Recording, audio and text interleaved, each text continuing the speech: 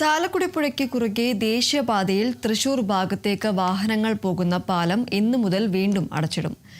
ബെയറിങ്ങുകൾ മാറ്റാനാണ് ഇന്ന് രാവിലെ 10 മണി മുതൽ 20 ദിവസത്തേക്ക് പാലം അടച്ചിടുക.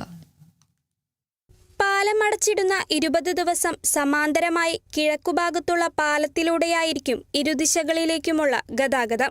ഇത് വലിയ ഗതാഗതക്കുരുക്കിന് വഴിവെക്കുമോ എന്ന ആശങ്കയുമുണ്ട്.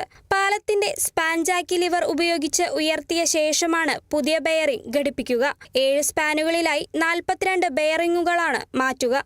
ഗുരുവായൂർ ഇൻഫ്രാസ്ട്രക്ചർ പ്രൈവറ്റ് ലിമിറ്റഡിനാണ് ചുമതല.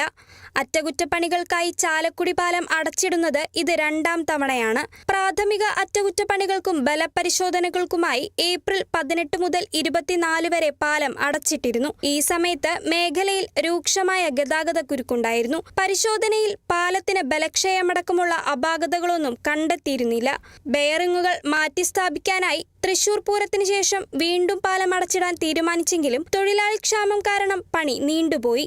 25 വർഷം മുൻപ് മാറ്റിസ്ഥാപിച്ച ബെയറിംഗാണ് തേയ്മാനത്തെ തുടർന്ന് മാറ്റുന്നത്. പാലം അടയ്ക്കുന്നതിനാൽ വരും ദിവസങ്ങളിൽ മേഖലയിൽ ഗതാഗത ക്രമീകരണങ്ങൾ വരുത്തും. കഴിഞ്ഞ ദിവസം ദേശീയപാത അതോറിറ്റിയുടെ ഉദ്യോഗസ്ഥരെത്തി സ്ഥലത്ത് പരിശോധന നടത്തി. മഹാരാഷ്ട്ര ആസ്ഥാനമാക്കിയുള്ള കമ്പനിയിൽ നിന്നുള്ള വിദഗ്ധരും തൊഴിലാളികളും ചേർന്നാണ് ബെയറിംഗ് മാറ്റുന്നതടക്കമുള്ള ജോലികൾ പൂർത്തിയാക്കുക.